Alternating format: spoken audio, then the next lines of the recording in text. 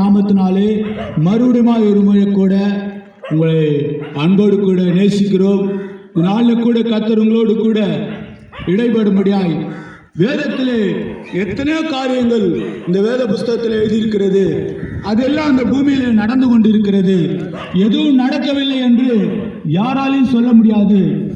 இந்த வேத புஸ்தகத்திலே ஒரு இன்ஜினியர் எப்படி மாளிகை கட்ட முடியும் என்று எழுதியிருக்கிறது, எப்படி நல்லவனாய் வாழ முடியும் என்று எழுதியிருக்கிறது, துன்மார்க்கனாய் வாழ்கிறவனை பாவியாய் வாழ்கிறவனை பரிசுத்தமாய் எப்படி வாழ வேண்டும் என்பதற்கு எழுதியிருக்கிறது. சந்திர மண்டபத்திற்கு எப்படி போக வேண்டும் என்பதை எழுதி வைத்திருக்கிறது. இந்த வேத புத்தகத்தில் எழுதப்பட்ட எல்லா வார்த்தைகளும் இந்த வேத புத்தகத்தில் தான் எடுக்கப்பட்டது.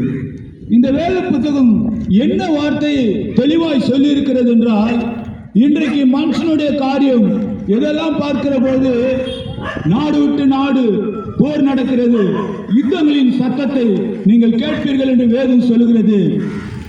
யுத்தம் நடக்கும், அந்த சத்தத்தை கேட்பீங்க. பொருளாதார நெருக்கடி வரும், கொள்ளை நோய்கள் வரும், பஞ்சம் வரும், இதெல்லாம் வரும் இயேசு சொன்னாரு. இதை நம்பினாலோ நம்பாட்டாலோ இதை எங்களுக்கு சொல்ல வேண்டிய ஒரு கடமை. இயேசு எங்களை நற்செய்தி சொல்ல வைக்கிறான், சொல்ல சொல்லியிருக்காரு. அதனால தான் நான் இந்த காரியத்தை உங்களுக்கு சொல்றோம். இதெல்லாம் இல்லையா, கேஸ் தட்டுப்பாடு வந்தது பாருங்க. ஆட்டோ கிட்டத்தட்ட 1 கிலோமீட்டருக்கு மேல எங்க வீட்டாண்ட ஆட்டோ நின்றுட்டு இருந்தது. ஆச்சரியமா பார்த்தேன். இதுவரையிலும் நான் அந்த மாதிரி பார்த்ததே இல்லை என் வாழ்நாள்ல.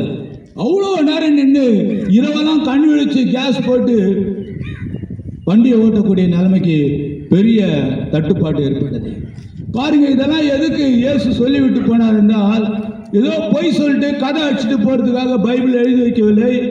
வானம் பூமி ஒழிந்து போனாலும் தேவனுடைய வார்த்தை ஒரு உறுப்பாகிலும் ஒழிந்து போவதில்லை என்று சொல்லப்பட்டிருக்கிறது. இதில் எழுதப்பட்ட எல்லா வார்த்தைகளும் இப்போது நடந்து கொண்டுதான் இருக்கிறது. மனுஷன் சுயப்பிரியனாய் தற்பிரியனாய் வாழ்ந்து கொண்டிருக்கிறான். ஆனால் இயேசு சொன்னார், அநியாயம் செய்கிறவன் அநியாயம் செய்யட்டும், அசுத்தமாய் இருக்கிறவன் அசுத்தமாய் இருக்கட்டும், நீதி செய்கிற நீ நீதி செய், பரிசுத்தமாய் வாழ்கிற நீ பரிசுத்தமாய் வாழு, இதோ நான் சீக்கிரமாய் வருகிறேன் என்று சொன்னார். வருகிறேன் என்று எத்தனை பேர் சொல்லிவிட்டு போனார்கள், இதுவரையும் வரவில்லை. இயேசு தான் சொன்னபடி இந்த பூமிக்கு வரப்போகிறார்.